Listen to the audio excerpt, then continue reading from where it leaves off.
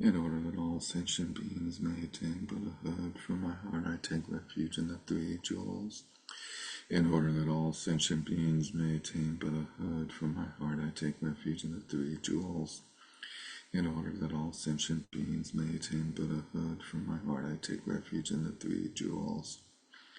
Whatever the virtues of the many fields of knowledge, all are steps on the path of omniscience. May these arise in the clear mirror of intellect. O Manjushri, please accomplish this.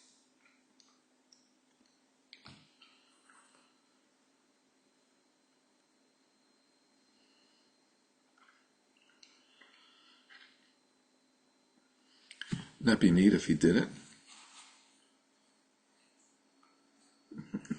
Just like, whoa.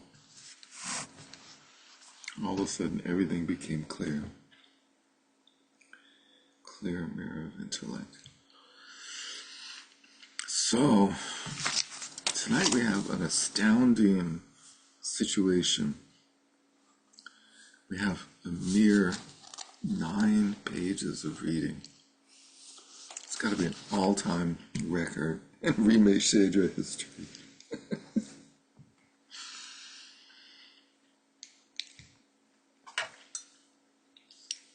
So, we're in the chapter called Sustaining Mahamudra. And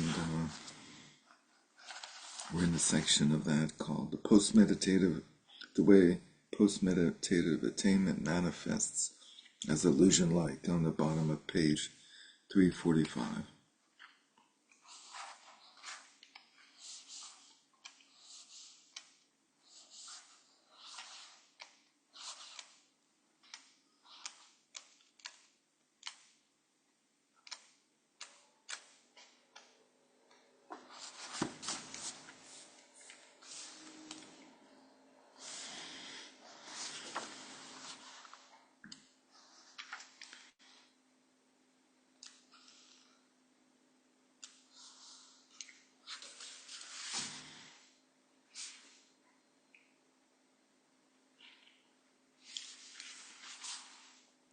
And at the beginning of the chapter, there's 4 parts. And the second part is the methods for sustaining meditation during equipoise and meditative attainment. Which it seems like that's where we are. Okay. On the bottom of page 345. The way post-meditative attainment manifests as illusion-like has 2 parts, starting with the explanation of the meaning of illusion-like. We hear this phrase all the time. It's neat that he realized that it needed to be explained. Some assert that being like an illusion means that while something does not exist in fact, it is ascertained as a mere appearance for the deluded mind. Does that sound good so far?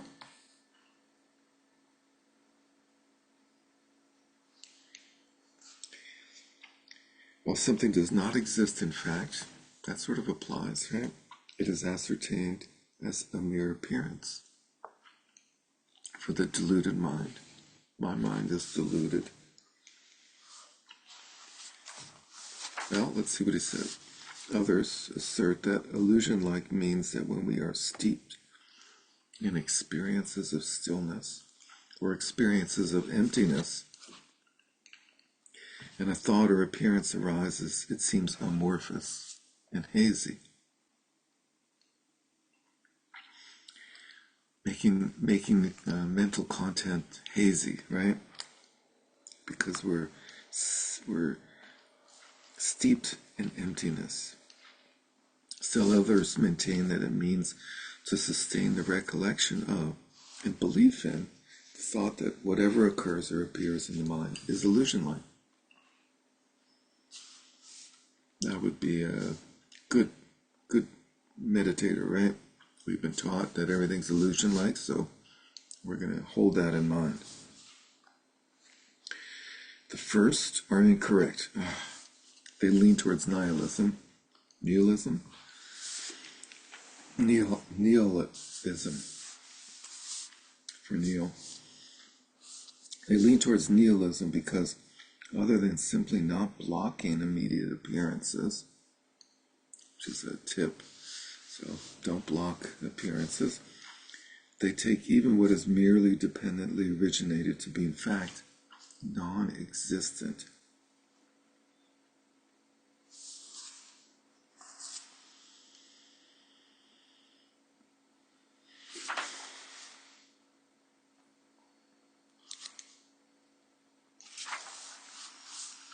So when we say things are empty, we're not supposed to think they're non-existent, right?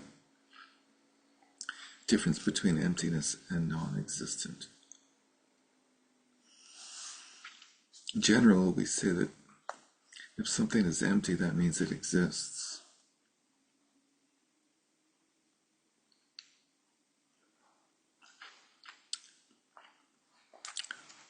All things that exist are empty. Only things that exist are empty. Only things that are empty exist. Things that are not empty don't exist.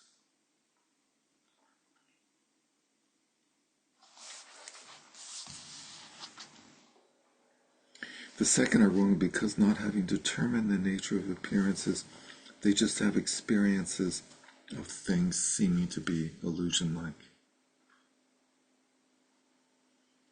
Having a general idea, like making things hazy, like an illusion, like an optical illusion.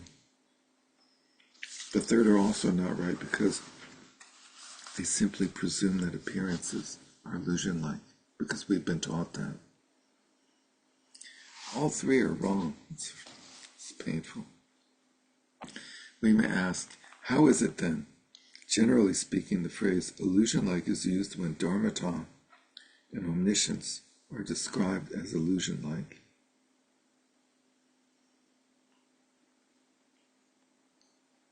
So dharmata is the true nature of reality.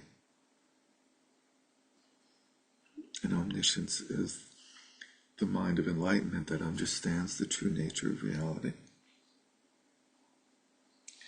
These are described as illusion-like. And when entities such as forms are taught to be illusion-like.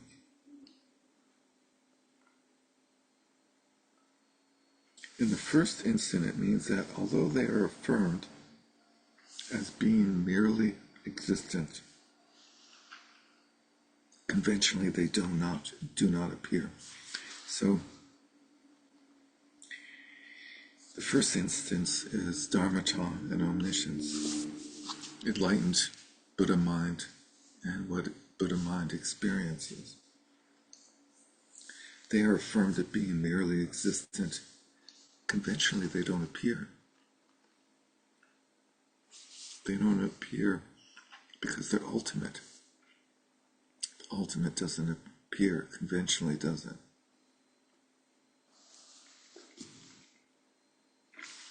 In the latter case, it means that they do not exist in terms of their own nature. We're talking about now, I think, entities such as forms. They do not exist in terms of their own nature. We can agree with that, I think, right? Forms don't exist by having their own nature, yet they do appear conventionally.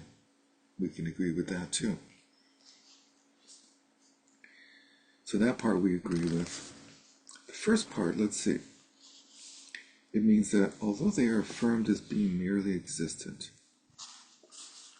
dharmata and omniscience, what does merely existent mean?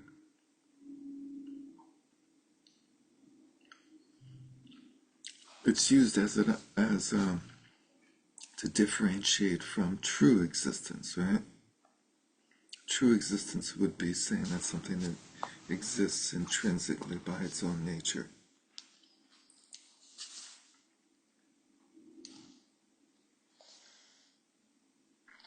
Gary, Yes. Sorry, what's the difference then between merely existent and conventionally appearing? It's basically the same. I was sort of thinking that those two are basically the same. Merely existing and conventionally appearing. But that couldn't be in this case because this in the first one when he finishes the sentence he says that they are merely existent but conventionally they don't appear. So those can't be identical because at least according to that sentence it doesn't seem to make sense, right? Well, what do you think of this sentence at the end where it says, in this context, it is the latter sense that is being used? I think that means that of the two different things, the Dharmata and Omniscience one and the form one, that he's talking about the form one. I That's agree. yeah. Right?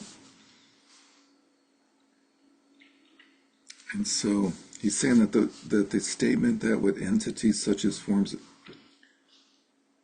are taught to be illusion-like, it means they do not exist in terms of their own nature and yet they appear conventionally. That was the most straightforward one of all of them, right? And so Neil asked, what is the difference between merely existent and appearing conventionally? And I think those are the same thing.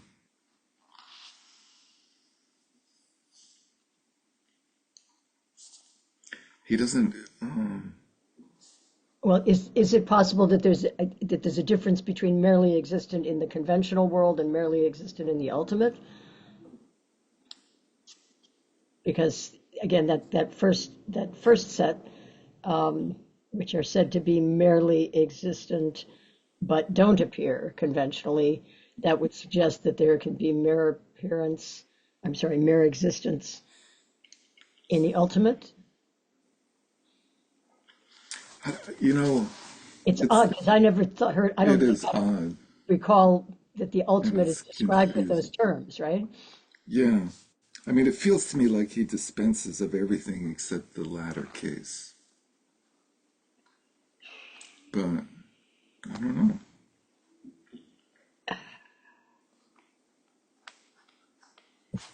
He And certainly confirms the latter. Sorry.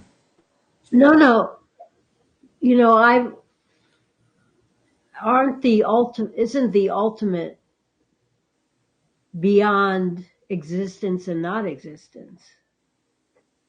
It is. Yeah. So And that's affirming, why it's confusing to see. affirming the ultimate as being merely existent, it would not be correct way to talk about the ultimate.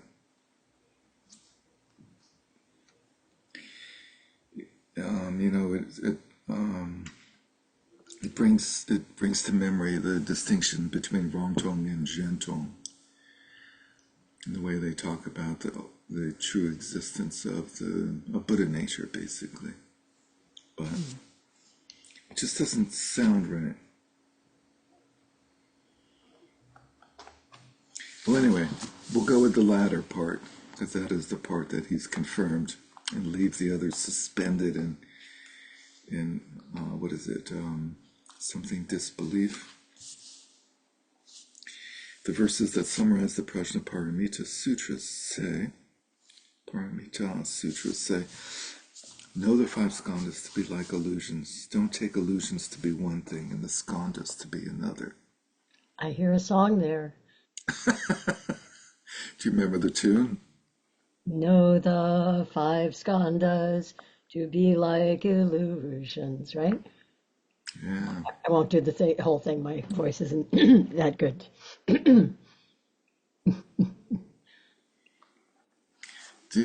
Thomas, do you have the audio? You can let the group sing it.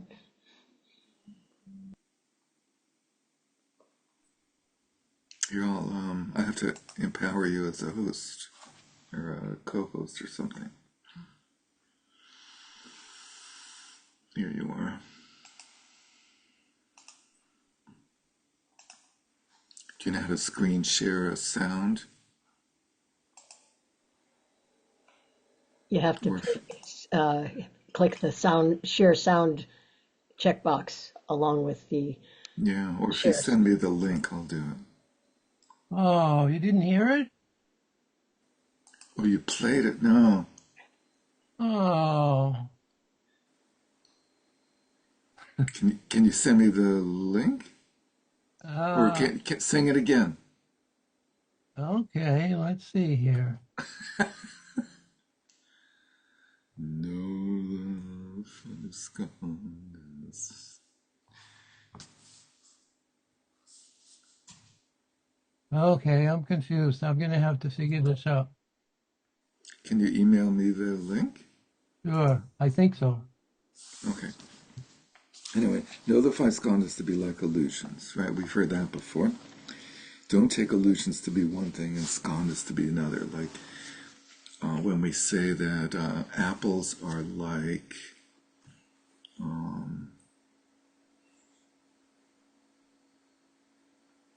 what's another example when we say that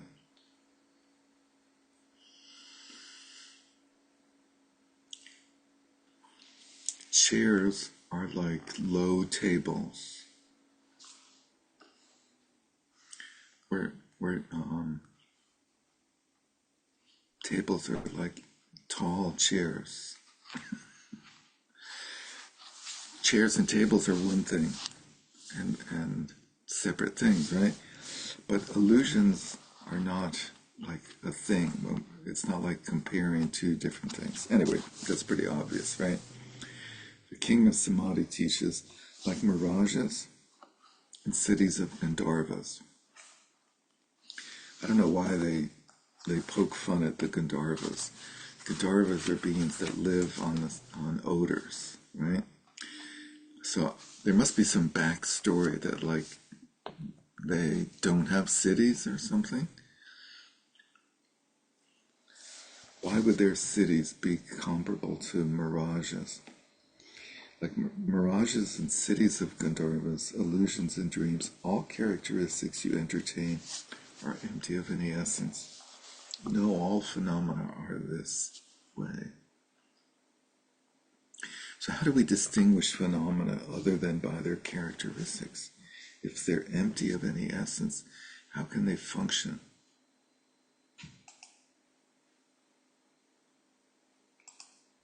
They function in interdependence. They function interdependently.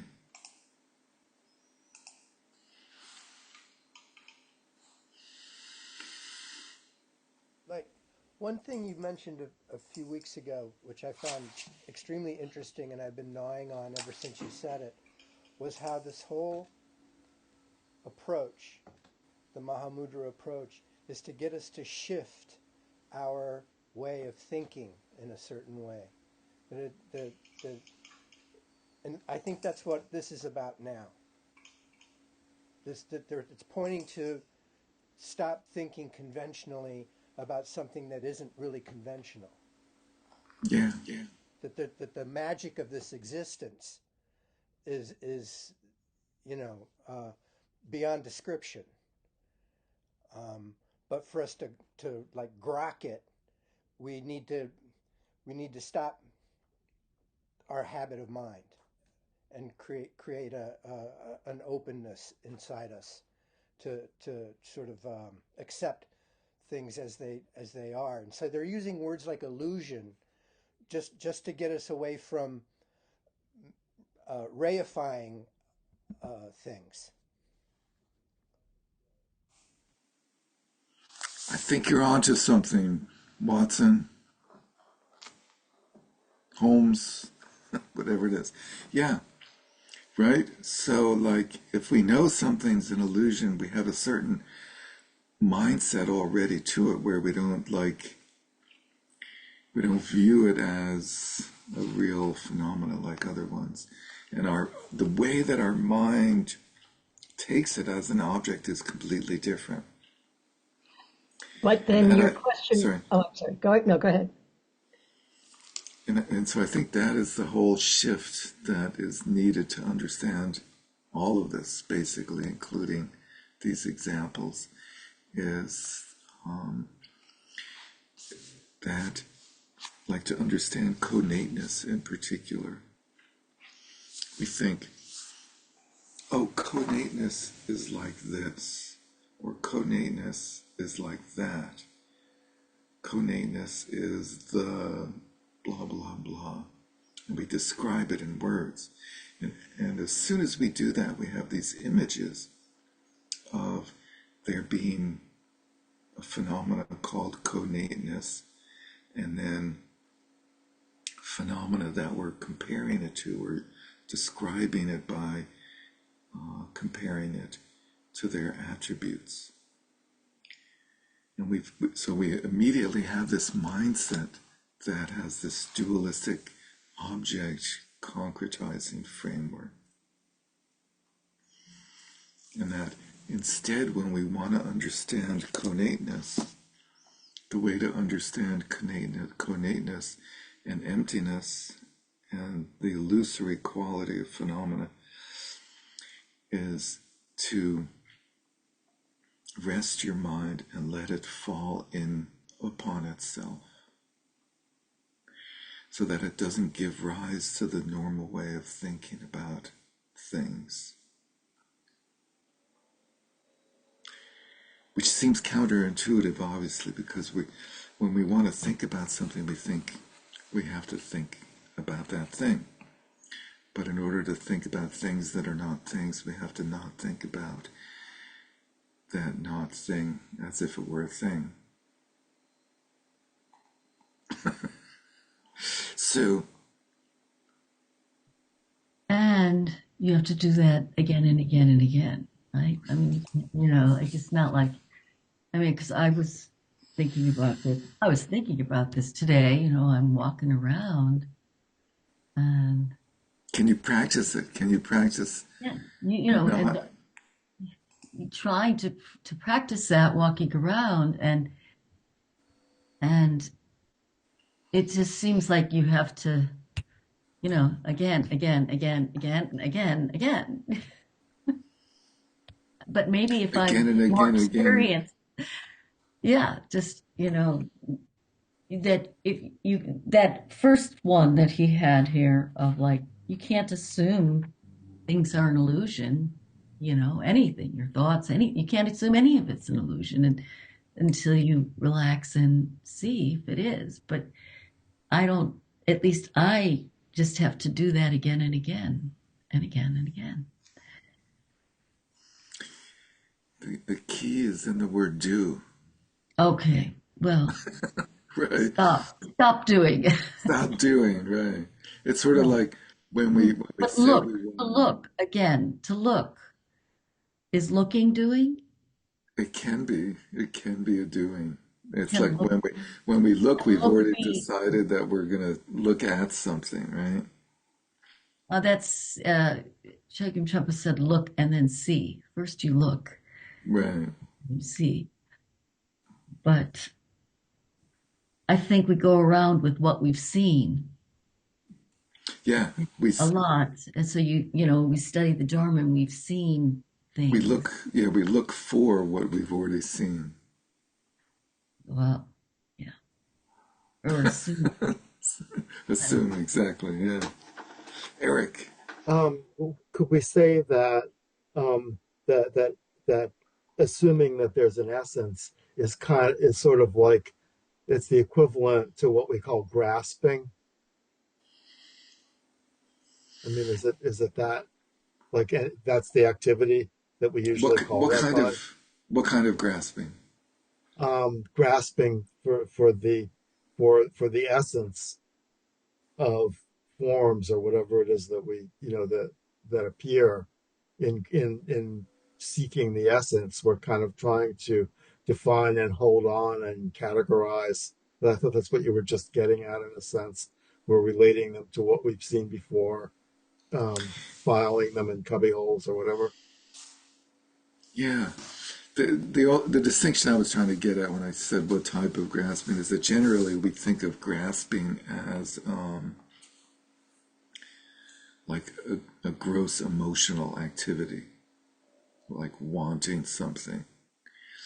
And this is a very subtle conceptual grasping that is just like, so they use words like apprehension and apprehender, the process of apprehending that which is apprehended. And using that term, that which is apprehended, is a way of sort of reducing all activities of apprehension to a quality of sameness, and realizing that the conceptual mind, the mind that assumes that things exist in a certain way, is reaffirming that every moment by performing apprehension. Can you say that again? Bingo. Exactly. That the conceptual mind is, every moment is reaffirming what we think already, what we already think is there, by approaching it through the act of apprehension. And that it's like, instead of going forward, we walk backwards. And like going forward is conceptually apprehending. Like your mind comes up, and then it goes, and you're using the word grasping, same thing, but just that it's a very subtle conceptual, innately habitual grasping level, as opposed to like desire grasping. So like, I don't know where I read this, and it wasn't even Dharma. It was like a psychological an article on psychology, and it had to do with unreifying the self in a sense. And it said in one's self-talk, when you notice yourself saying I to yourself, if you can switch it to you'll create a little distance. So instead of saying, oh, I'm going to go get a drink of water now, say as internal chatter, you go get a drink of water. That's a great one. A shift. It's the same sort of thing. It's a different apprehension that way.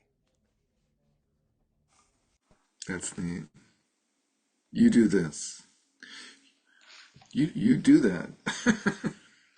Be a good boy and do that. There were some other hands while this was going on. Cynthia. Yeah, and I think Neil also. So actually, I wanted to go back to your original question because, to be honest, I feel like we've had wonderful discussion. But when you asked the question, if there are no characteristics, how do things function?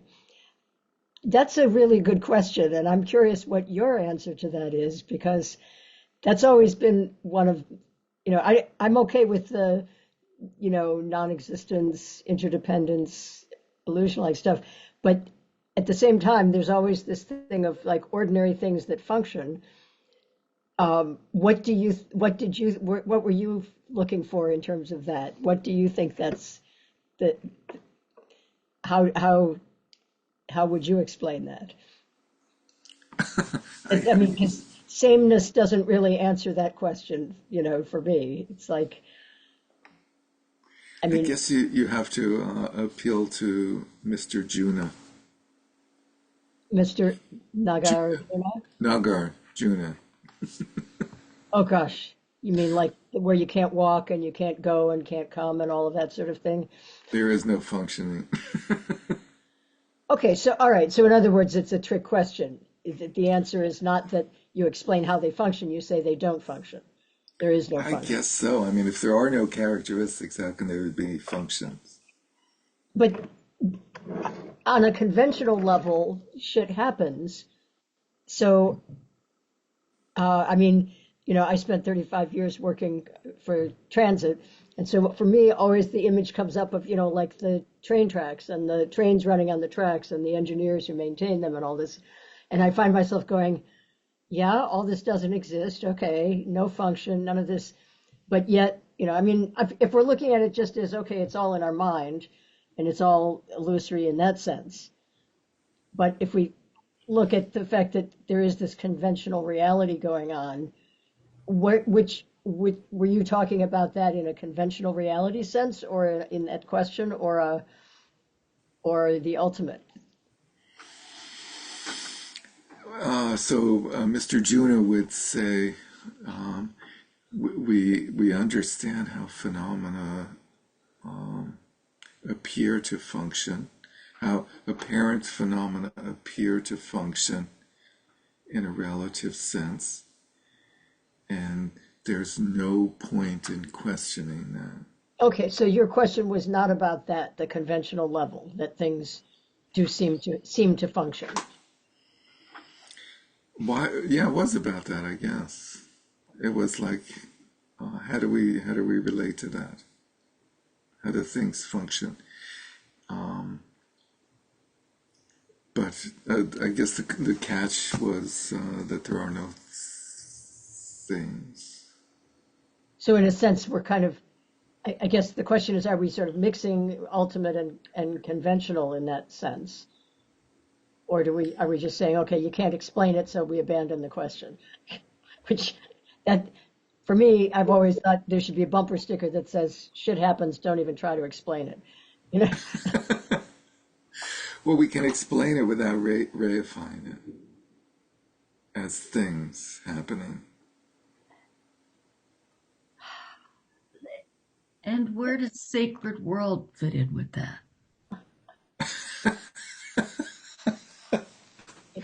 It's all sacred. That's Okay. good. So the idea is, it's not that that characteristics and functioning doesn't happen, but it's happening from a relative sense. It's not happening from an ultimate perspective. Like, to me, that's how I look at all this. They have a definition for how they define what real existence means, like something that really exists. And it has to be something that can stand on its own, never goes away. And so, and we in our world, we look at things as if they do stand alone and never aren't really going to go away, at least for a long time. But really, it's all kind of always moving and things coming together and dissolving. And so it's not that there are not characteristics from a relative sense or not functioning from a relative sense. It's just they're not functioning or characteristics that are inherently real, according Yes. to Yeah. So when I said, so if there are no characteristics, how do things function? And, in the quote it says, all characteristics are empty of any essence. That doesn't mean they're non-existent. Exactly. That's so when I say if there are no characteristics, that means there are no truly existent characteristics. Right. It's the only possible way of understanding that. Right. There are no truly existent characteristics. And then how do things function? There are no things.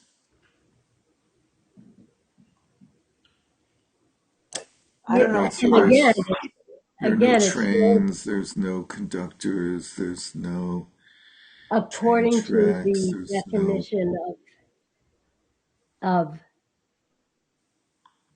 that the definition of existence, truly existent, there aren't those things. Yeah, I think the big thing is that we immediately, it goes back to what we were talking about, the apprehension thing, is that we immediately assume that there's a possessor of the characteristics, Right. a possessor of the activity, like an agent of the activity. Like Right. there's a So train that's going along the train track, but there's no such thing as a train or a train track as truly existing phenomena. as truly existing. And that is key. Truly existing. They're not Yeah, saying they just can walk out on exist the tracks because that train is non existent. They're not, nobody's telling you to do that. right. So exactly. There's conventional Yeah. labeling. There are Yeah. right. Okay. conventionally designations. Right. But there is okay. So understood that it's all a flux of interdependence, and that there's no way to complete. That defining things as things is false in some way. But in order for those things to function, for you to be able to drive in your car, and for people to ride on trains again, these are just examples that I tend to think of because it's like there's a lot of precision and whatever you want to call it, and detail and exactness that has to go on for those things to do what they do safely and well in the seeming conventional world. Now, if we look at it as okay, it's all like in a dream, and so it's functioning like things function in a dream, and then there's no real substance there. I mean, obviously that's another way of trying to look at it. But it's like the seed and like the gas in the engine when the gas combusts. If the gas were truly existent, it would never change into. Right, no, I'm not trying to say something is truly existent. That was not my question. It was you asked the question of how things function. And so I was just trying to understand what is the right way to view that because because, all right, there are no things, but there is this functioning that's going on. There is this Yeah. Yeah. operation of things happens. Yeah. Operations happen. Sorry, I got to get rid of the nouns there. But isn't it So how do we see things functioning? By giving them characteristics. We're just describing it. But Right. Well, this pushes on that. I don't need names. I don't need to know the size. I don't need the color. It's if you go back to the well, let me ask you philosophical a approach, question. right? It's Would the would you want a interaction. doctor operating on you that didn't care about what size the scalpel was? No, because that's our convention. How does the doctor do that? He's a human being and he has to have all these measurements and characteristics to him, but that's relative. But Right. Well, get rid of all that, and that's you why I just wanted to clarify okay, what yeah. we're trying to get at, what you were trying to get at with this question, because this has always been a challenge for me that because, I can understand the stuff conceptually, but then when I think about applying it to, if I were to talk to the guys that I worked with and say, oh, well, by the way, that track doesn't exist and your train doesn't exist and those wheels don't exist and none of the, that isn't But correct. that's what he just said. He said it does exist. It just doesn't exist the way we apprehend it. Exactly. Exactly. And I And guess how do we apprehend things? We But on the other hand, I do think that in a sense, it boils down to that our conventional way of referring to things is like shorthand that makes it possible for the conventional world to function. Because if we didn't have these names that we put on things, then you'd be describing, oh, well, go pick up that square thing over there that's 5 feet long and 2 feet wide, and you'd never get anything done. and that's why you have to go in a cave for 5 years because you just drop all that, right? And you're just floating through this experience. But yeah, you can't interact with other people. It's cool, but right at some level you have to function in the world, and you have to, yeah. So Mary So that's Beth, why, yeah, thank you. The Buddha functioned. he did just fine, fully We don't functioning. believe In, it was all so solid like we think it is, I guess. Somehow, maybe. well, my understanding is when you go into that without, you become profoundly aware of a lot, which makes you very wise because you're seeing so much more that everybody else doesn't see. Eric, It's I don't know, is that a contradiction? Yeah, I mean, this whole thing is about this whole dilemma of post meditation experience, which seems to be like the really hard nut to crack. Like there was something in here somewhere in this book that says, I can't remember where, like if you really mastered post meditation experience, that is kind of a Buddha level, like complete, real mastery of that.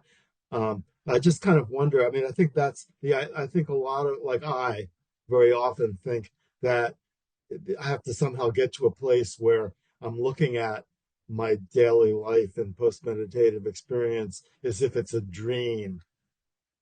But that seems very dangerous. I mean, for the same reason you wouldn't want to act that way in your job, Cynthia, with the trains. Like I would walk in front of a truck because I'd say I'm just dreaming. Let's see what happens or whatever. Or I'd shoot somebody or whatever I would do. There's the laws of karma in the relative reality apply very strongly. I think for me, it's not exactly like this, but sort of almost as a way of approaching it. I often think of borrowing something from the sort of secular deconstructionists, which is sort of getting a little far afield. But there is a Buddhist version of that, which may be all of it that we're doing. But if you think about something as kind of finite as the deconstruction of race, popular topic, it's kind of an example where you say, yes, the way we talk about it, race exists, but even in our own, even in terms of science, it actually doesn't. Just as a kind of a metaphor for maybe what we're talking about. So he says here at the end of the last paragraph, he says, it means they do not exist in terms of their own nature, and yet they appear conventionally. That's what dream-like and illusion-like means. Right. And when Eric was talking, and one of the things he said, it reminded me, if you go back to some of the other examples in what we just read, like talking about things as being hazy, and, if we use these mistaken ways of understanding illusoriness, that's not it either.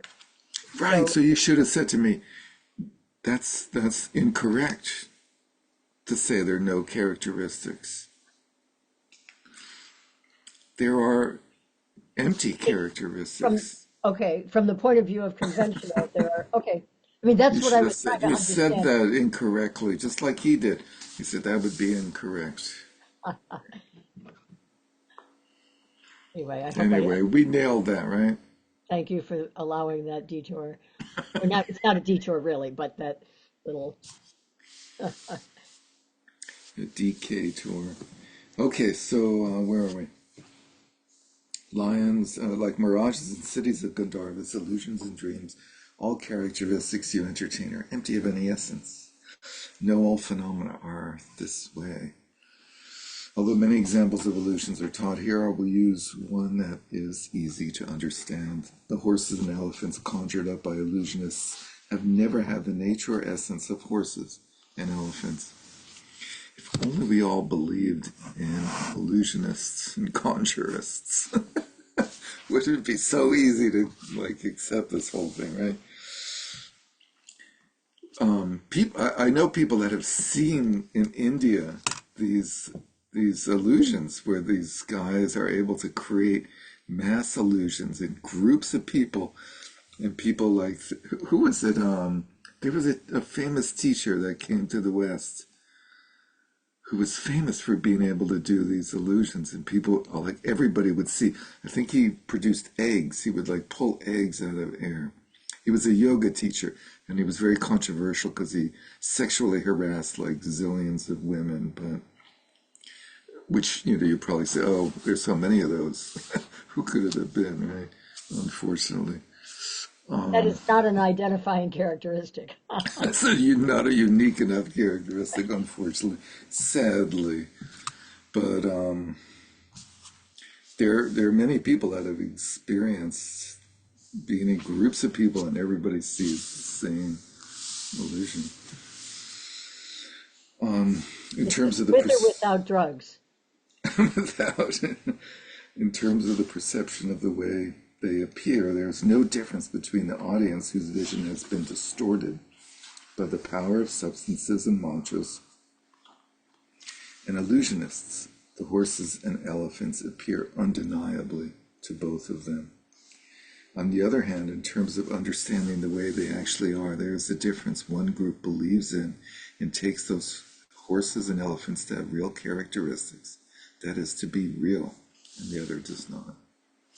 So my current teacher, Alan Wallace, he talks about seeing examples of these illusionists in India, where these guys, these yogis, would take like a substance, some sort of substance, and do a mantra repetition, and then like poof. But it does say here that the audience has been distorted by these substances. So when I asked about drugs, maybe it's not drugs, but there is something. It's not something that they ingest. They have like a substance, like a rock or a stick or dirt or water. It says their vision has been distorted by the power of substances. And mantras. That's the key, is that the illusionists use two things. They use some phenomena, some like conventional phenomena like a chair or a table, and a mantra. There's no ingestion of anything. Well, I didn't say necessarily ingestion, but it does sound like they're using something. I mean, you're saying that vision is distorted by something, but that's not like applied directly to the person? Yeah, let's try that one more time. It's like when we have magicians and they have a hat and they do abracadabra and they tap the hat with the wand and the rabbit comes out, right? That's a takeoff on what actually these people are capable of doing, is they have a physical object as the substance and so forth. Anyway, seeing is believing, right? Gotta be there. Here, just like an illusionist's experience of those visual appearances, our perception of the way things appear, the appearing objects such as forms and sounds, and the thoughts occurring in our mind as we experience unsettling circumstances, is similar to that of an ordinary person. However, in terms of understanding the way things are, since we have severed our misunderstandings and know that those thoughts and objects have never existed with their own nature or essence, we experience them as appearing, yet being without any nature, as being like illusions. The King of Samadhi Sutra states, illusionists conjure up forms, creating various horses, elephants, and chariots. Those appear despite not existing at all. No, all phenomena are this way. The Buddha was actually famous for performing miracles. This is not that well known because in the West we get like a sort of pasteurized version of Buddhism, but he was very good at creating miracles. And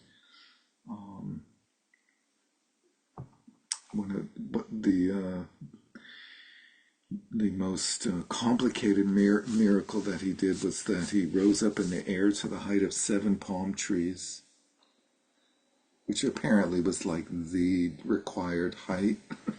They always repeat this phrase, to the height of 7 palm trees.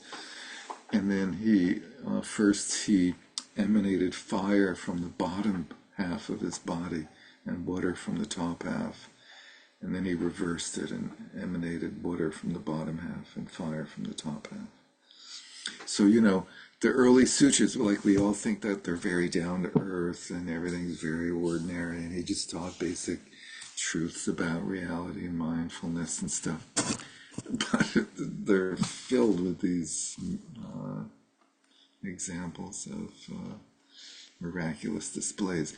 And it's common knowledge that we've seen references to this when we study meditation texts, where if you achieve the jhana states, the absorption states, you have the ability you have the 5 extrasensory powers, the 5 supernormal powers. And so like when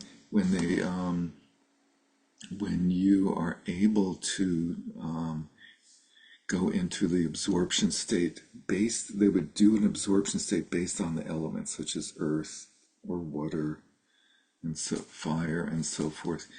And so they could then go into a yogi who has perfected these types of absorptions, could go into the absorption of earth and manifest a piece of earth in the middle of space or in the middle of a body of water, and then physically walk on that earth.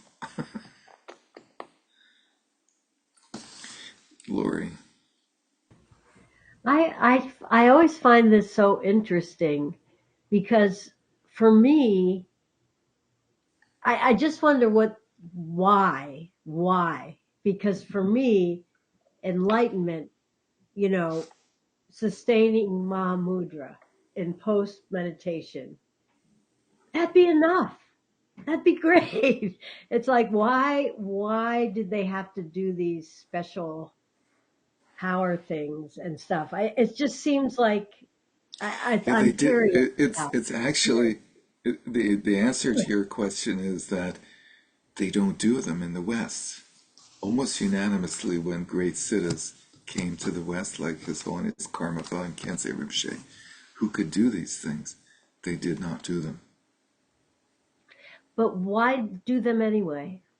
Why do you want to go up 7 palm trees and be have fire coming out? He did it because in ancient India, that was the way that he brought people into the Dharma. So it was a way to attract people. Yeah, for us, it's like basic sanity is the greatest possible, Yeah. magic. That's like the greatest magical thing, that somebody could just be sane and not lose their temper. Exactly. In ancient India, it was not like that, so it's like they do what a variety of different things depending upon what's helpful for sentient beings. Okay. But I don't think it was so much to attract people, but to convince them of the sort of power and control, that he could. Efficacy. Yeah, it's like the way that, being able to show that you can put your hand through rock or whatever it might be. That Right. sort of clarifies to people that yes, in fact, there is some understanding of emptiness there. Right. Yeah. Like it's real. It's like real. It's literal. Yeah. So there's millions of like rocks that siddhas have like put footprints and stuff into. Yeah, that's right. Oh, that's In right. Tibet. Yeah. Like why do they do that? Why? It's just like for fun or something. There are a few instances where some miracles were performed in the West. Definitely. One that comes to mind is the Karmapa's teaching. I think it was Scotland, where they had this like 12 by 15 foot hut, and they got 70 people into it, and everybody had room. Wow. There's another one where, again, the 16th Karmapa, and this photo's been printed actually, where someone took a picture of him and he's not there. There's just basically an outline of him and sort of a blob of light. It's a very cool photo. Yeah. That's actually very cool. Yeah. So there's a few things with him where things happened in the West. There's a great book that sort of details them. The Miraculous 16th Karmapa. Yeah. has a whole collection of those. There was That's one so I interesting. heard of where in Europe, like on their first trip, His Holiness and Jomgun Kongtrul, and they left the residence, and Jomgun Kongtrul had forgot to bring something that they needed for it, and that's the link that Daniel's putting in there. It's to the photo, right? And Jomgun Kongtrul, they like exit this house, like, and there's this convoluted way of getting out of the house to the cars, but the cars are physically like right next to their rooms. It's just to get to the rooms you have to walk, and he realizes he forgot something, and he walks through the wall and goes get it and comes back and leaves. And His Holiness threw a fit, like, do not do that in the West. You're not supposed to do those things here. Yeah. Got really pissed at him. Okay, so this is good because I'm changing my view a little bit about these things. I think even in ancient times there was somewhat of a, you weren't supposed to display this stuff unless there was a good reason. Yeah, the Yeah. Buddha was unique. He could sort of do it, like he always knew when it was appropriate, but he also scolded his arhats for doing it in inappropriate situations. But here's this photo in case you haven't looked at it. Here it is. Can you see the photo? Oh yeah. Obviously today it's like we would just say, "Oh, that's photoshopped or something," but Yeah. the supposed story is that the person just took photos and he was there and they got him developed and some photos came out and this one came out like that. Wow. Anyway, back Yeah, to that's reality. really interesting. I just have to say, it reminds me, that last story reminded me of the old show Bewitched, where they weren't supposed to show their That's witchcraft in right. front of the certain people. Anyway, just funny thought if anyone remembers that show.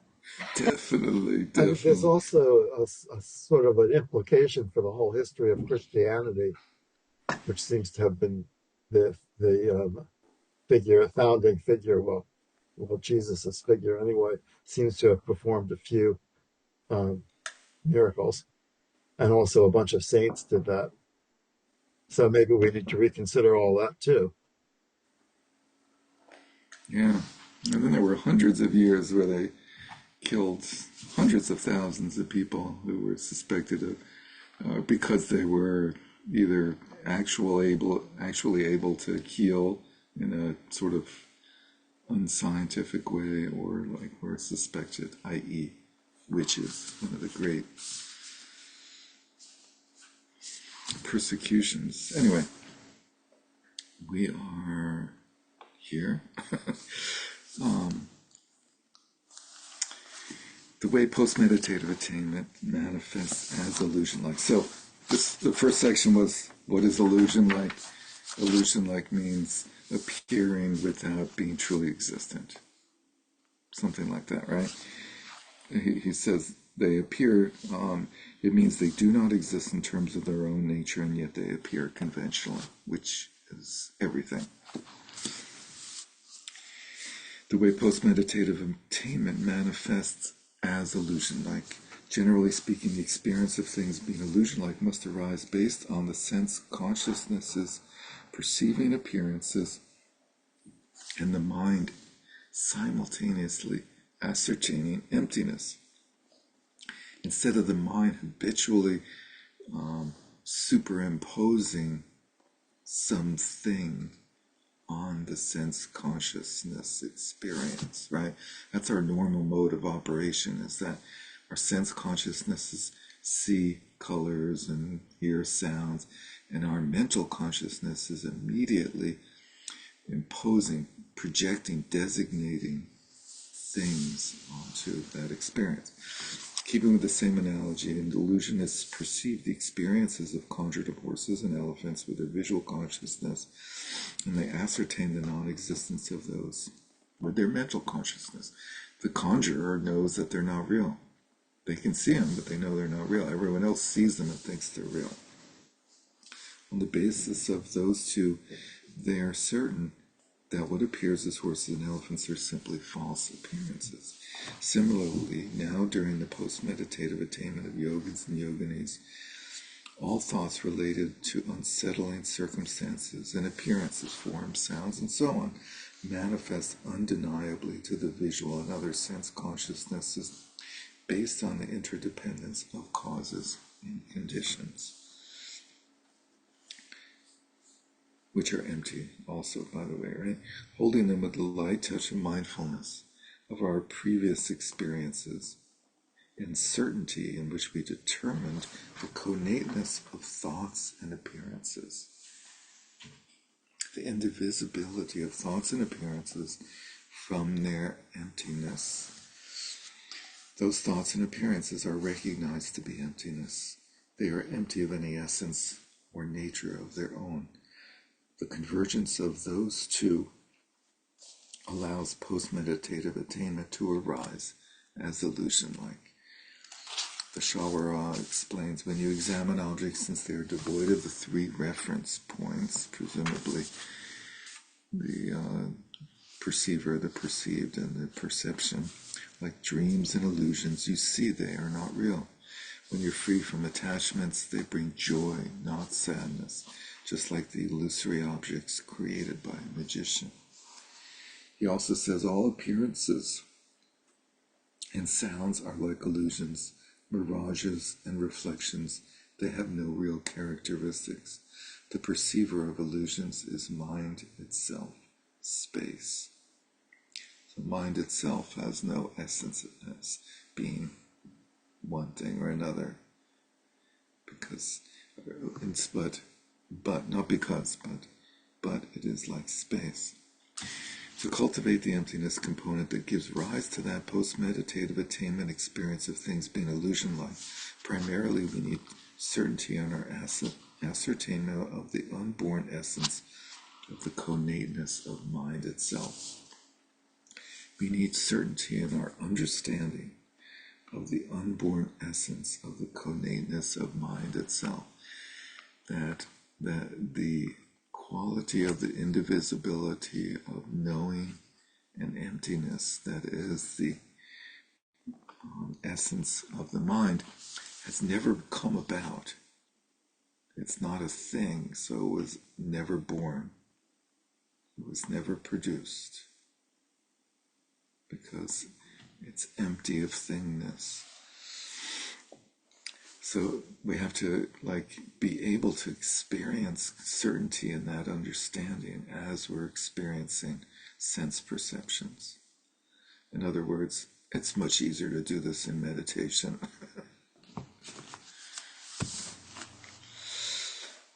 Therefore, it is important to apply ourselves to recognizing that essence of mind during meditative equipoise.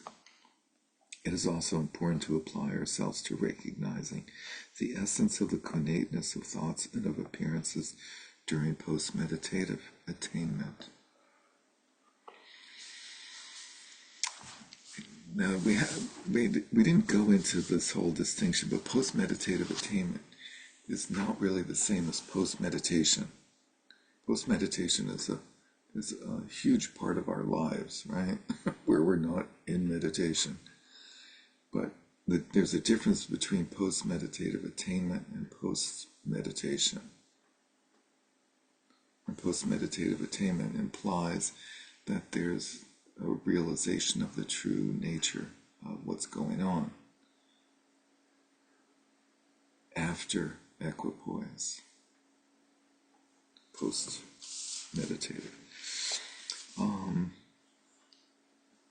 It is also important to apply ourselves to recognizing the essence of the connateness of thoughts and appearances. Sorry, we did that.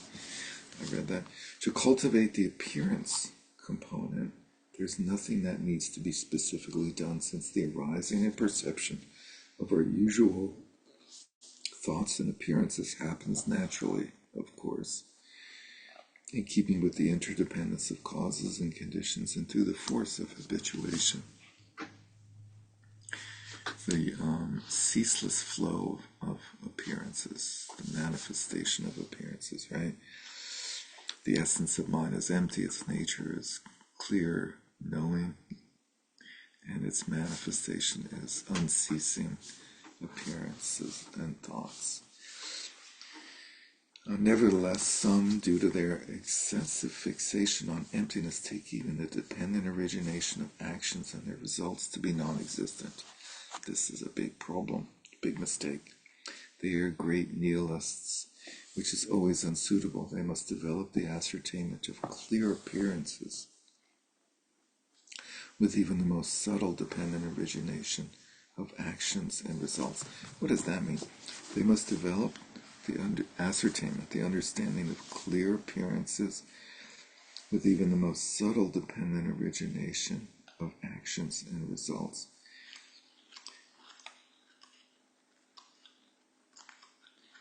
I guess they must understand the infallibility of the law of karma. Even though today the Supreme Court ruled that the law of karma is invalid. Did you guys see that? They overturned the law of karma. Amazing what they can do. Group of 13. In brief, it is essential that we instill within ourselves an understanding that actions and results are infallible, and that we continue this with a conviction about emptiness that all phenomena lack in nature.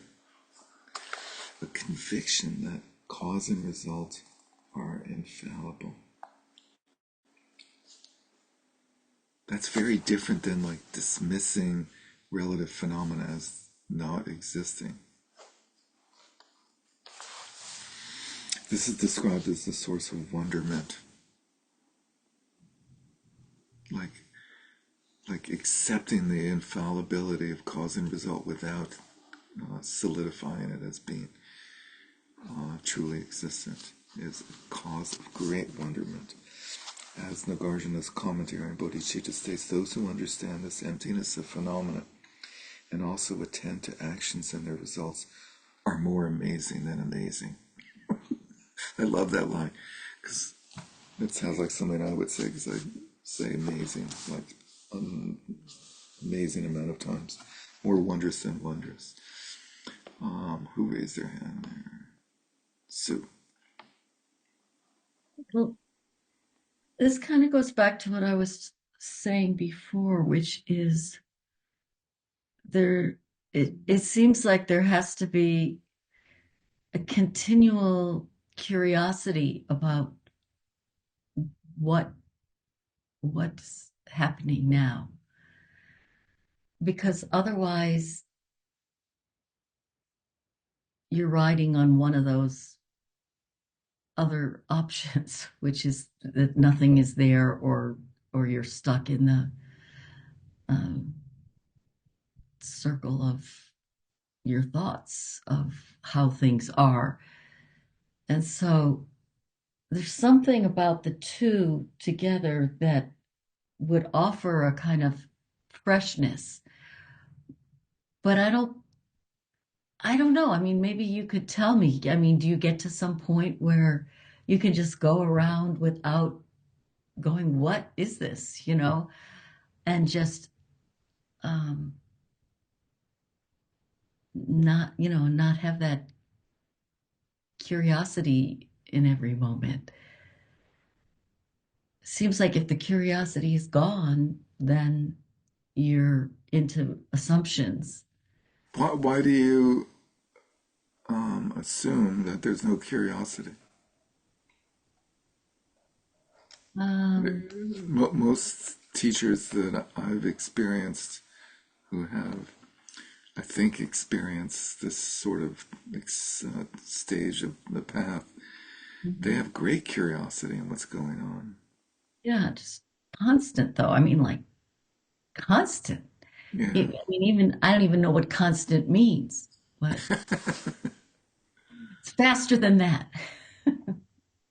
I don't. Because I guess there's also this kind of like it's this and it's not that. This kind of like trying to nail down exactly what what any experience is made out of. It's this and not that. And so that nailing down in some ways um, seems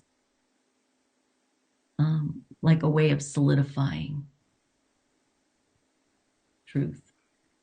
So, Yeah, don't nail it down. I mean, like, as we listen to your words, just like looking at how is it that we're understanding meaning? yeah. There's these What is sounds. understanding? Yeah, What is understanding. understanding? And where's it And, coming from? This well, strange thing in front of me, and but who we are have you? this, but we have and trust in this kind of relative, and partly I Yeah, think it's examine related. your habitual patterns endlessly. But also about compassion. How can you actually care about anything if you don't basically play that game? So, Yeah, yeah, if you don't pay attention. Learn how you cause your own suffering and then see how other people are doing it all the time. It kind of reminds me of like some commentary about arhats sort of gossiping amongst each other and like pointing out a fresh arhat having the stink of fresh enlightenment on them. So I was like wondering what that was about. Like, oh, like they're constantly amazed. So, they're just sort of walking around like, you know, and then after a while, they get used to it a little bit. But I'm sure there's a constant curiosity happening. You have to be engaged. I mean, that's actually what we're doing is practicing engagement. I mean, that's what this is. Engagement without ascertainment. We're engagement without object, or without Without reifying objectifying, it. yeah. Yeah, without owning it, either ourselves or that which we're engaging. But that's this is a sensitizing situation that we're involving ourselves in. We are sensitizing ourselves. We're not desensitizing. It's We're the getting opposite of finer and checking finer out. and finer. Right. Or as Trumpa famously said in one of my favorite books, that you don't become zombies, otherwise we'd have to have an enlightenment ward.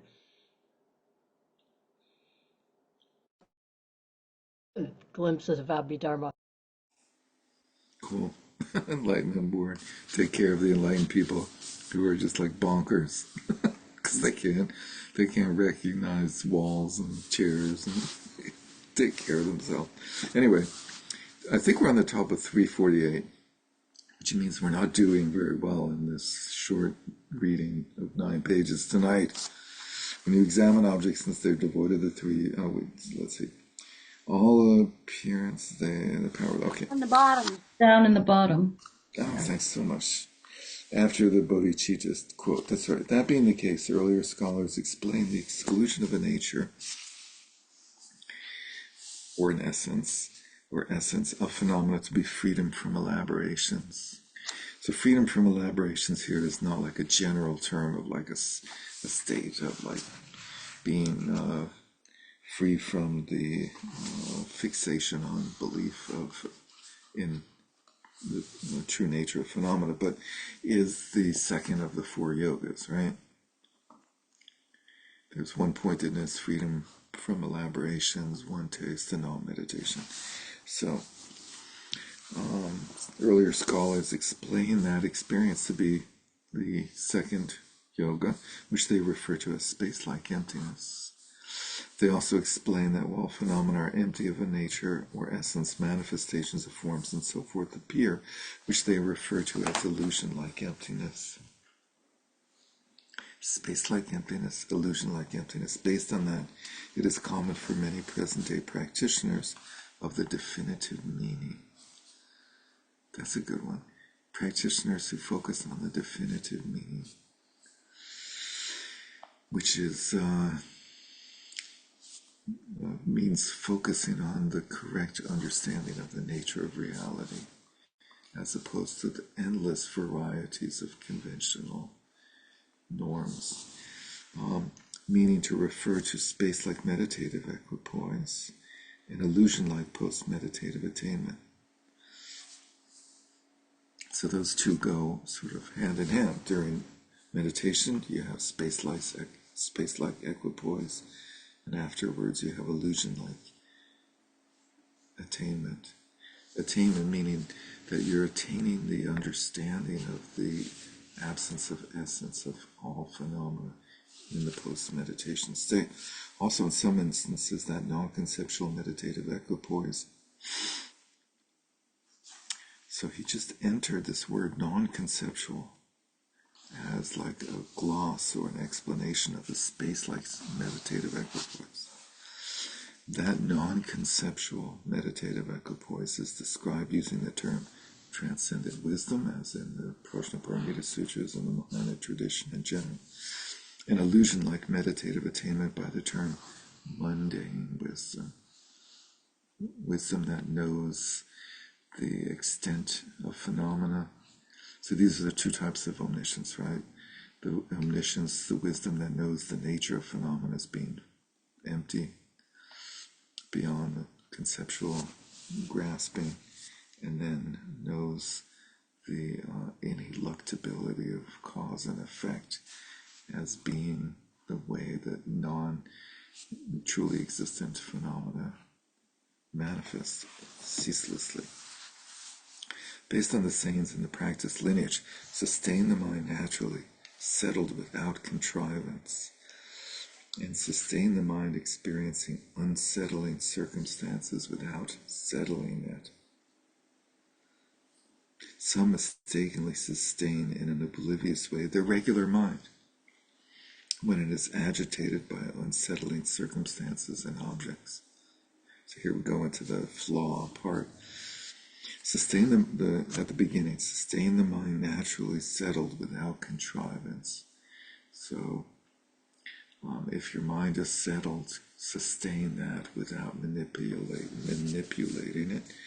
And then if your mind is unsettled, sustain that without altering it.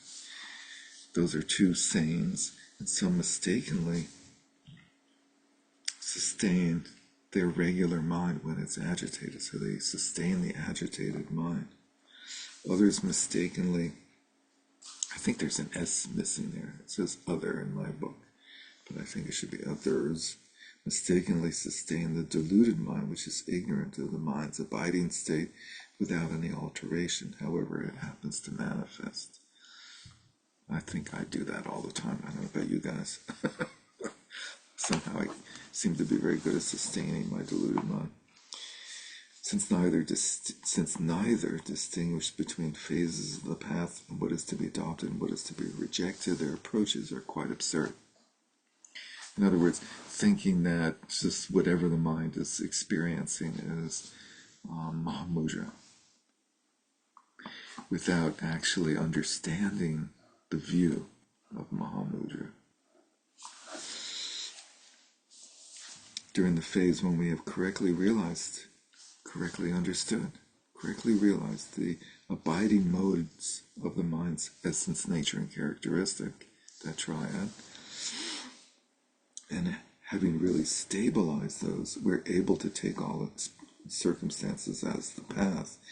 There are occasions when it is appropriate to take literally the instructions to sustain whatever arises in the mind, without contrivance or tampering.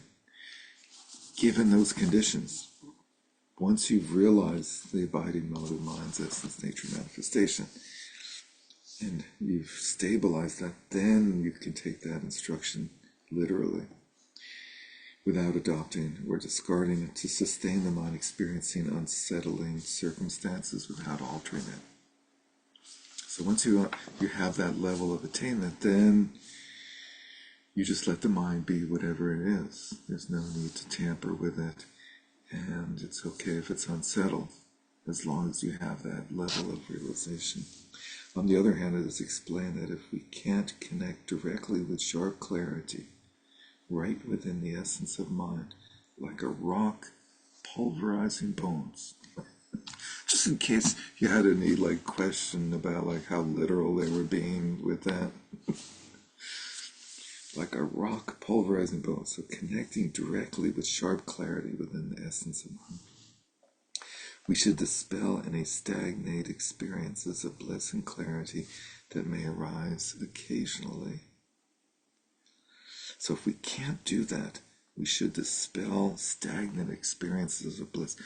I've never really seen that before, stagnant experiences of bliss and emptiness, but presumably experiences of bliss and emptiness that are sort of shallow and temporary and not genuine, because we cling to them, because we fixate on them, and grasp them, we hunger for them, and sustain our practice having dispersed the darkness of experiences. So let's see, if we can't do the right thing, then we should dispel the tendency to fixate on bliss and clarity, and sustain our practice having dispersed that dankness. What a word, dankness. This is because if we sustain our usual deluded mind without alteration in an oblivious way, we will not transcend the cause of samsara. We will continue to be deluded and exists in an oblivious way. At Would you this say point, that, oh, sorry, would you say that this is a little bit, in a sense, pointing to some of like those critiques from Sakya Pandita and other things that in some ways it seems like he's touching on where you can go wrong, you know, in within the path of Mahamudra, those critiques that they often say, oh, you're going to become like animal realm or whatever it may be. It's by virtue of doing the things that he's telling you how not to do here, right? Somewhat. totally, yeah. In some places, he, I think, explains that, but other teachers certainly do explain that. Yeah, Sakya Pandita was talking about there are these incorrect ways of experiencing Mahamudra meditation. And that's what he's talking about. He's not talking about all Kagyupas that meditate on Mahamudra. He's talking about the ones that do it incorrectly in a manner like this. This is, let's see, with this point in mind, the exalted Drikungpa, Jigten Sumgun, the originator of the Drikung tradition, teaches about the different types of non-contrivance or non-modification. It's a little bit funny that there's different types of something that's not supposed to be contrived, but not modifying mental afflictions and thoughts is the way of being in the three realms of samsara. Assuming that you can connect directly with sharp clarity right within the essence of mind, though. Secondly, not modifying excellent experiences is a cause for birth in the higher states of the gods. So, if you don't modify mental afflictions and thoughts, then you'll be stuck in the three realms. And if you don't modify bliss and emptiness and so forth, then you'll find yourself in the realm of the gods. Not modifying the abiding state of mind is to rest in the ground of nirvana. So sort of fixating in the essence of mind and sort of clinging to that, you'll be stuck in a dualistic nirvana. Not modifying samsara and nirvana is the unification of training in the Mahayana. Finally, not modifying transcendence of the intellect is the final fruition of beyond training. So some of these are actually not negative, they're okay, right? Yeah, I was just thinking that it's a little unclear where he switches from one to the other. At Let's see least if he clarifies them. I think at least the Mahayana one We is know is a positive one, yeah. and And then the the one second before one, that, maybe, I don't know. And the final one's probably okay. But let's see if he explains it. yeah. Finally, not modifying transcendence of the intellect is the final fruition of beyond training, the source of effortless benefit for others in self-arising, spontaneous existence. We may ask now, what then is the meaning of the previous statement? The expression, sustain the mind naturally settled without contrivance, means when you are aware of the abiding state of mind, sustain that in a natural way, without subjecting it to any extraneous contrivance or dampering. The expression not altering the mind, experiencing unsettling circumstances, means you continue to be aware of the abiding state of the mind, experiencing objects no matter what occurs, and then do not adulterate that by grasping, which would involve blocking one thing or encouraging another. Similarly, the saying blend right with the experience of unsettling circumstances means that you should hold the light touch of mindfulness of the essence right with those very unsettling circumstances. Relax right with the arising of unsettling circumstances means by relaxing and clinging involving preventing or promoting those circumstances, you settle right within the nature. In brief, if you continuously apply mindfulness of the essence to the post-meditative mind and post-meditative appearances, all thoughts and appearances involving undistracted mindfulness will be post-meditative attainment, the key part of that being the undistracted mindfulness. When you have continuous awareness of the abiding state, You can sustain whatever arises during post-meditative attainment in a natural way, and you will have certainty right within the experience of unsettling experiences without doing anything such as altering them. That is why having mindfulness that is not distracted from the nature is critical at all times, and why mindfulness is the main practice of meditation. The exalted Gampopa explains the king of mindfulness meditates on the view without distraction. That sort of sums up meditation right there in a beautiful way. Apply yourself to that without being diverted by various circumstances. Seek nothing apart from the stream of unwavering mindfulness. Also, as long as the stake of clinging is not extracted, thoughts will gather karma. That's a beautiful image. Beautiful language. The stake of clinging is not extracted. Right? It's like the vampire, right? Who, like, you stab them, and that's the only way they die, right? Thoughts will gather karma. Posting the lookout of undistracted mindfulness is something good. Delineating the way to mix equipoise and post-meditative attainment, since there are many ways experiences arise in the minds of individuals. That's sort of the understatement here. It is difficult to describe precisely how equipoise and post-meditative attainment are mixed. I also have not seen many other explanations. Interesting, this idea of mixing equipoise and post-meditative attainment. Nevertheless, in some of the Q&A with Exalted Gampopa, we find the Yogin Choyong asks, what does it mean to mix the meditative equipoise of the essence with post-meditative attainment? Gampopa replies, if no matter which of the 4 daily activities you are doing, you are not separated from luminosity, and the essence is always present, they have mixed. Yogin Choyong asked, sometimes when mindfulness fades, we start thinking. Sometimes. Once we regain mindfulness, the essence is present. Is that not mixing? Gampopa replies, that is not mixing. That's a contrived version, right? After the fact, the exalted Trikumpa teaches those who have equipoise and post-meditative attainment are called bodhisattvas.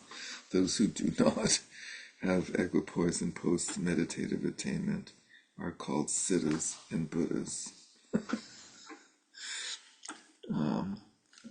So let's see. Those who have, the first line is talking about individuals who have a different experience in meditation and post-meditative attainment. And those are people who are on the path.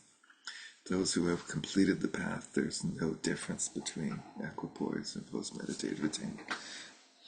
Explaining that seemingly quandrous verse.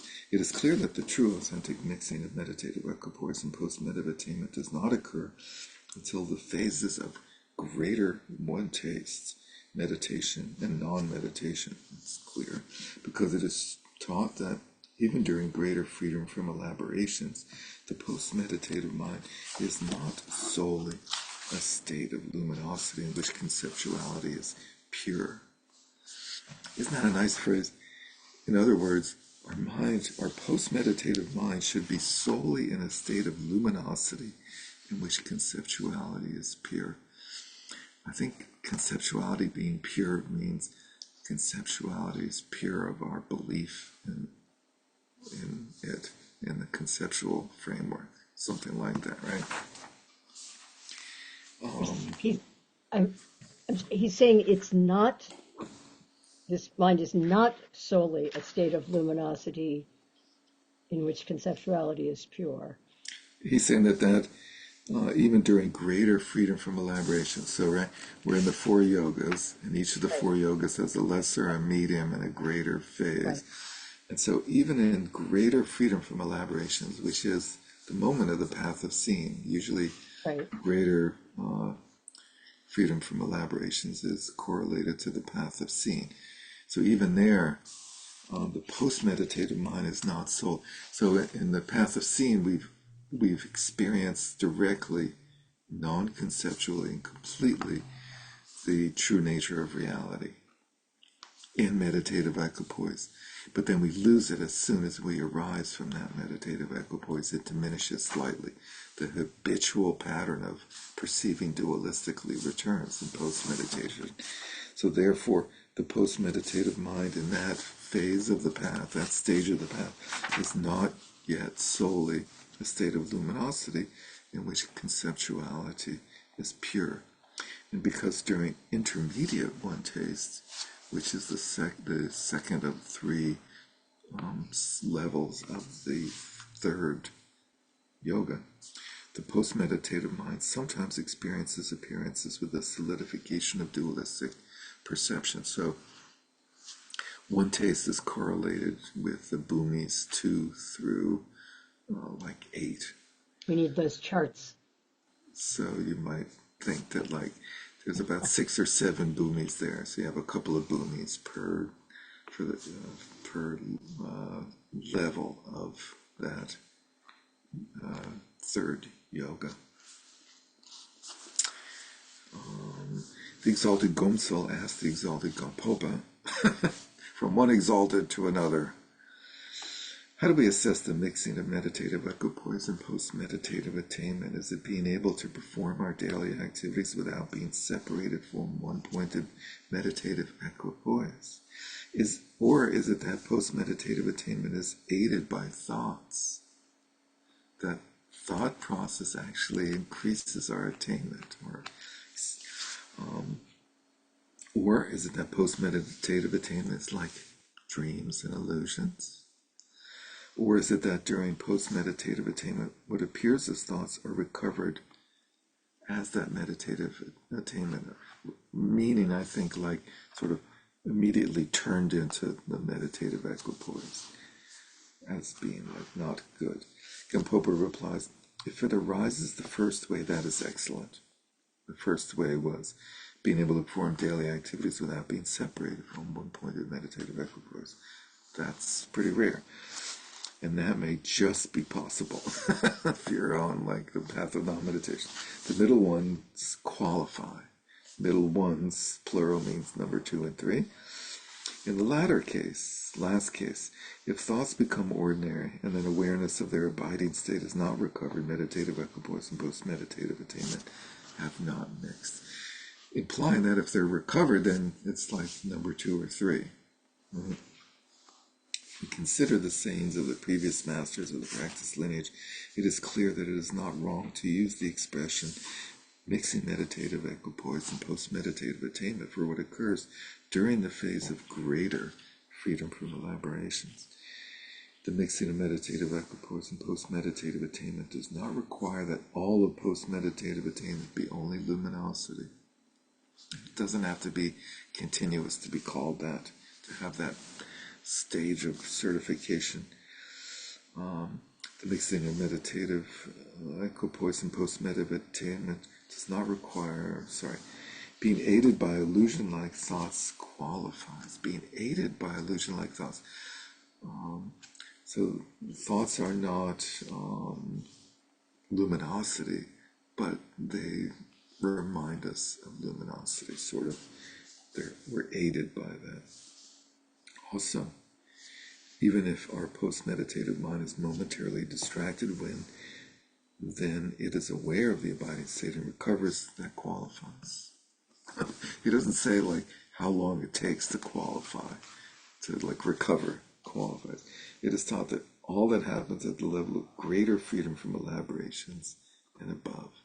In other words, from greater freedom from elaborations and above, all of that happen, all of those different experiences happen, I guess. Something like that. Furthermore, greater freedom from elaborations is a time when meditative equipoise and post-meditative attainment mix, due to the fact that recognizing the nature of phenomena is said to be the mixing of meditative equipoise and post-meditative attainment. As the verses summarize in question permanent, it says, this does not have the presumption of what is called meditative equipoise or arising from that. Why? Because the nature of phenomena is recognized, the key. ingredient. Greater freedom from elaborations can also be considered to be a time when meditative equipoise and post-meditative attainment mix, because it is taught that when dharmata is realized, meditation occurs without mindfulness or distraction. As the Shawara says, when you realize your own suchness, even the distracted mind is Mahamudra, referring back to that section we just saw. Here, however, I will describe the mixing of meditative equipoise and post-meditative attainment for each level of the 4 yogas in relation to the way experience develop. Hope it's okay with you if we go through this quickly and go a little over time. During one-pointed meditation, the first yoga, since fixating on experiences has not been purified, there is no authentic meditative equipoise and post-meditative attainment. But there is the meditative equipoise and post-meditative attainment specific for its level, meaning there's some amount of meditation experience and post-meditative mindfulness and awareness. During intermediate one-pointedness, the experience of the post-meditative mind is that previous coarse thoughts and appearances have vanished in meditation, and consequently there's little arising of solidification in meditation. Most thoughts and appearances self-liberate in their natural brilliance in meditation. That's an interesting description of what we might be striving for, hoping for in our meditation practice, even though we're not supposed to hope.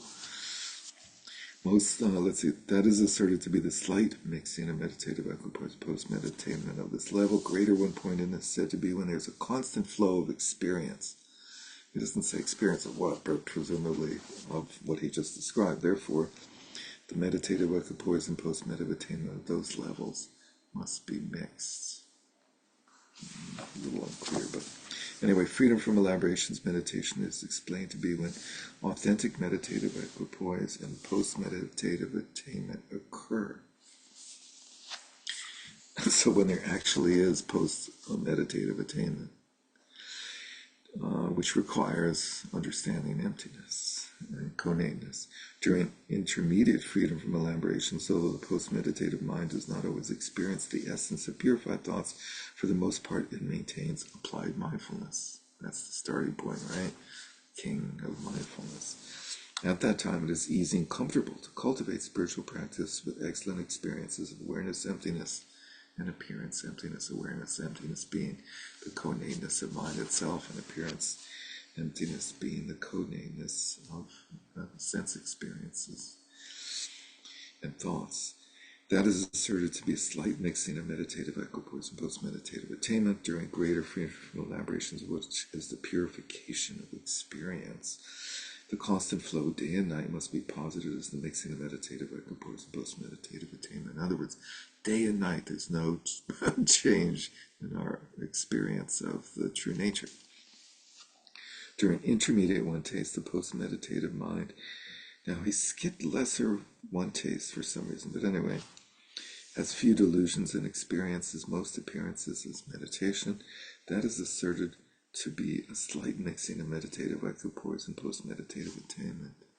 During a greater one taste, post-meditative mind experiences all appearances as empty clarity without clinging and like illusions, whatever that means, right? No, I mean, we know what illusion-like means, right? Now, that is posited as the mixing of meditative equipoise and post-meditative attainment. For those reasons, the exalted Gampopa, his 2 nephews, Gomso and Gomchon, the exalted Pakmadrupa. So his nephews took over the monastery of Tokpo that he resided at. The exalted Pakmadrupa, the exalted Tsangpo Gyare, and their students teach that meditative equipoise and post-meditative attainment are mixed during the phase of one taste. That's where the true mixing happens. If you're looking to trying to figure out when you should get your blender, that is when you need your blender. That's the idea of one taste. All tastes are blended, mixed together, right? There are many other distinctions between the spiritual practice of freedom from elaborations of one taste and what is elevated during their respective meditative equipoises and post-meditative attainments. These can be understood from the explanations. That will come later. There's a whole section on the 4 yogas in great detail. That completes the explanation of the way to sustain spiritual practice. Interesting presentation. You wonder, like, is that a presentation that he knows and relates to us from having read about it in other books? Or is that something that he's actually experienced himself? One wonders. Anyway, thank you very much for being here this evening. And great to see you all, and have a good week. Let's conclude with the dedication of merit. By this merit may all attain omniscience, may it defeat the enemy wrongdoing, from the stormy waves of birth, old age, sickness, and death, from the ocean of samsara, may it free all beings. By the confidence of the golden sun of the great east, may the lotus garden of the Rigdon's wisdom bloom, may the dark ignorance of sentient beings be dispelled, may all beings enjoy profound, brilliant glory. Thank you. And by the way, Losar Tashi Delik. It was Losar between now and last class on Friday. I hope you had a wonderful New Year's celebration, wherever, whatever it was, and wish you all a wonderful year of the wooden snake. Here. Thank you, Derek. Thank you all. Great discussion this evening. Here's your wooden snake for you. Take care. Stop recording. Did we stop it? Yeah.